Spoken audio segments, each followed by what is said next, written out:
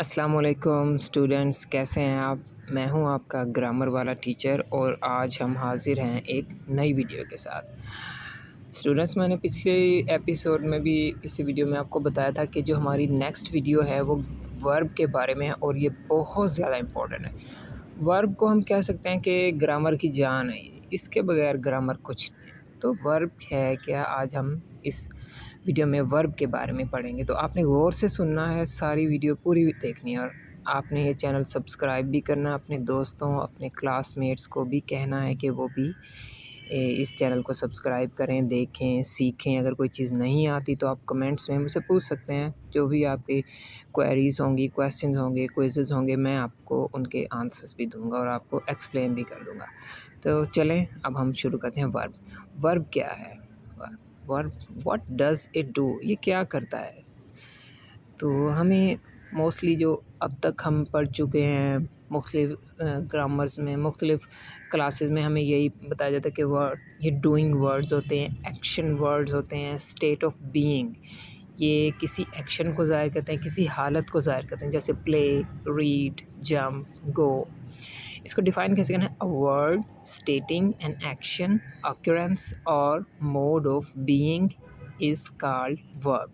यानी कि ऐसा लफ्ज़ जो किसी एक्शन को, किसी होने वाले काम को या किसी हालत को ज़ाहिर करे। जैसे कि ये सेंटेंस है, Rebecca ate pineapple cake. Rebecca ने पाइनएप्पल केक खाया। तो खाना एक एक्शन है। It rained heavily last night. Rained क्या है? अकरेंस, कोई चीज़ हुई है, वाक़या हुई है। आई एम टायर्ड, मैं थक चुका हूँ, ठीक है। इसमें एम किसी एक्शन को ज़ाहिर नहीं कर रहा, ये स्टेट ऑफ बीइंग को ज़ाहिर कर रहा है। तो इसके बाद वर्ब की कुछ फॉर्म्स हैं। बेस फॉर्म होते हैं जैसे गो, प्ले, क्राई, हिट, पुट। हम इन्हें फर्स्ट फॉर्म भी कहते हैं और इसके साथ ही मैंने गोस, प्लेस, क्राइज, हिट्स और पुट्स भी लिखा है। ये भी फर्स्ट फॉर्म ही है, लेकिन जब हम प्रेजेंट इनडेफिनिट यूज़ करते हैं, ये टेंसेस मैं आपको आगे चल के सारे सिखाऊंगा। तो तब हम singular, third person singular verb subject के साथ हम यूज़ करते हैं गोस, प्लेस, क्राइज, हिट्स, पुट्स।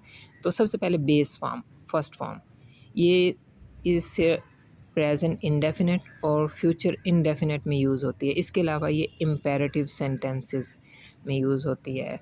इसकी एग्जांपल ये हैं, जैसे they play football, she makes tea, we shall go there, get out of classroom. अब देखिए, जो लास्ट वाला सेंटेंस है गेट आउट ऑफ क्लासरूम, ये इम्पेरेटिव सेंटेंस है। तो इम्पेरेटिव में भी हमेशा फर्स्ट फॉर्म यूज़ करते हैं और हम प्रेजेंट इंडेफिनिट और फ्यूचर इंडेफिनिट में भी फर्स्ट फॉर्म ही यूज़ करेंगे। इसके बाद आ जाती है सेकंड फॉर्म। सेकंड फॉर्म को हम पास्ट फॉर्म भी कहते हैं। इसमें went, played, cried, hitted, put, ठीक है। ये सिर्फ एक ही टेंस में यूज़ होती है और वो है पास्ट इंडेफिनिट टेंस।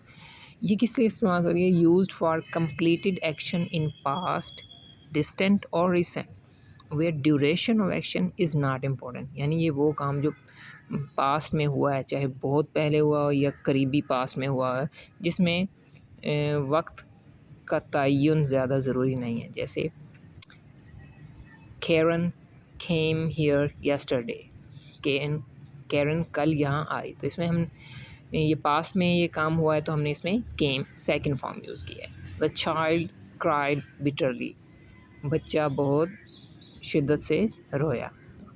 जितनी भी हम स्टोरीज़ पढ़ते हैं ग्रामर में, वो तकरीबन सारी ही पास्ट इंडेफिनिट में होते हैं और इसमें हम सेकंड फॉर्म ही यूज़ करते हैं। इसके बाद आ जाती है वर्ब की तीसरी फॉर्म, जिसे हम पास्ट पार्टिसिपल भी कहते हैं। ये कहाँ यूज़ होती है? Used in perfect tenses and passive voice sentence, also used as adjective to show state। ये परफेक्ट टेंस में यूज़ होती है, present perfect, past perfect, future perfect, और इसके अलावा पैसिव वॉइस में इस्तेमाल होती है। एक्टिव पैसिव वॉइस भी मैं आगे चल के आपको सारी चीज़ें बताऊंगा। इसके अलावा ये एडजेक्टिव के तौर पे भी इस्तेमाल होती है टू शो स्टेट, हालत बयान करने के लिए। ये चीज़ याद रखिएगा कि ये हालत बयान करने के लिए इस्तेमाल होती है जब एज एडजेक्टिव यूज़ होती है। जैसे Miley had already left for college, I have seen you somewhere, I don't remember, he looks exhausted. अब देखें, ये थर्ड सेंटेंस है, इसमें हमने ये क्या है, ही लुक्स एग्जॉस्टेड। इसमें exhausted as a third form use हो रहा है एडजेक्टिव के तौर पे, ठीक है ना। यहाँ पे ये टेंस को ज़ाहिर नहीं कर रहा, यहाँ पे ये हालत को ज़ाहिर कर रहा है कि वो थका हुआ नज़र आ रहा है। वो कैसा नज़र आ रहा है, थका हुआ। थकना उसकी हालत को ज़ाहिर करता है। इसके बाद आती है फोर्थ फॉर्म जिसे हम प्रेजेंट पार्टिसिपल कहते हैं, इसकी पहचान इजी है, ये आईएनजी पे ख़त्म होती है। ये कॉन्टीन्यूस और परफेक्ट कॉन्टीन्यूस टेंसेस में यूज़ होती है। इसके अलावा ये भी एडजेक्टिव के तौर पे यूज़ होती है, लेकिन ये हालत को नहीं बल्कि किसी की नेचर ऑफ समथिंग शो करती है, ठीक है ना। जैसे ये है, they are living tomorrow, I shall be coming with you, she has been doing this since her childhood, this book is very interesting. अब देखें पहला सेंटेंस जो दे आर लिविंग ये प्रेजेंट एंड कॉन्टीन्यूस का है। दूसरा आई शैल बी कमिंग ये future continuous का है। तीसरा है शी हैज़ बीन डूइंग, ये प्रेजेंट परफेक्ट कॉन्टीन्यूस का है। और जो चौथा सेंटेंस है this book is very interesting, इसमें इंटरेस्टिंग नेचर ज़ाहिर कर रहा है। बुक की नेचर कैसी है कि बहुत इंटरेस्टिंग है, ये इसकी हालत नहीं है, ये नेचर है। तो ये याद रखिएगा, जो पास्ट पार्टिसिपल है वो स्टेट को शो करती है और प्रेजेंट पार्टिसिपल किसी की नेचर को शो करती है जब ये एडजेक्टिव के तौर पे इस्तेमाल हो रहे हैं। इसके बाद आ गया, इसकी टाइप्स होती हैं जैसे रेगुलर और इरेगुलर वर्ब्स। रेगुलर वर्ब्स की पहचान ये होती है कि उनकी सेकंड और थर्ड फॉर्म के आखिर में डी या ईडी आता है, जैसे play, played, played, try, tried, tried, here, heard, heard. और जो इरेगुलर होते हैं ये ईडी या डी पे ख़त्म नहीं होते हैं, जैसे गो, वेंट, गॉन, कम, केम, कम, पुट, पुट, पुट। इसके बाद आ गया हेल्पिंग वर्ब। हेल्पिंग ने ऑक्सिलरी वर्ब्स भी कहते हैं। हेल्पिंग होम एंड हाउ, ये किसकी मदद करते हैं, कैसे मदद करते हैं।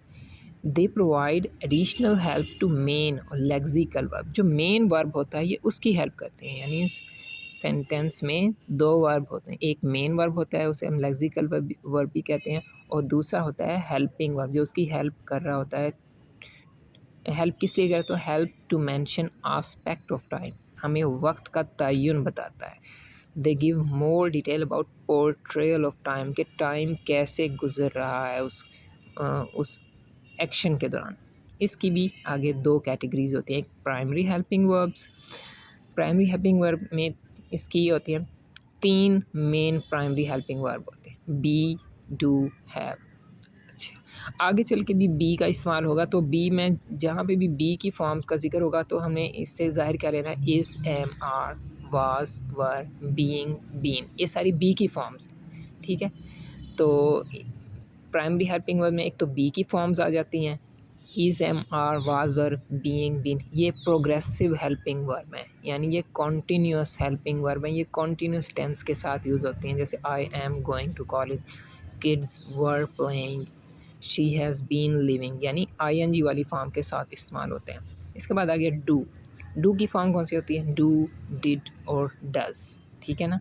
डू इन तीन हालतों में इस्तेमाल होता है, ये नेगेटिव और इंट्रोगेटिव के तौर पे इस्तेमाल होता है। नेगेटिव किस तरह, जैसे I do not feel well today, Michael does not like apples, did you do this. अब देखिए इसमें माइकल डज नॉट के साथ डज इस्तेमाल हुआ है, और डिड इसमें सवालिया बनाने के लिए इंट्रोगेटिव के तौर पे भी इस्तेमाल हुआ है। इसके बाद आ गया हैव।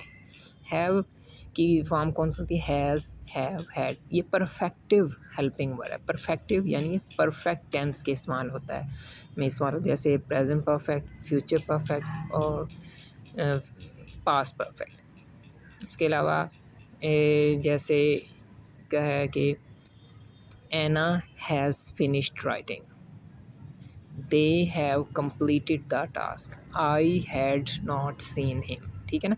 इसमें देखें, इसमें मेन और लेक्सिकल वर्ब भी मैंने बता रखे हैं कौन कौन से हैं, जैसे पहले उसमें है गोइंग, प्लेइंग, लिविंग, ठीक है ना।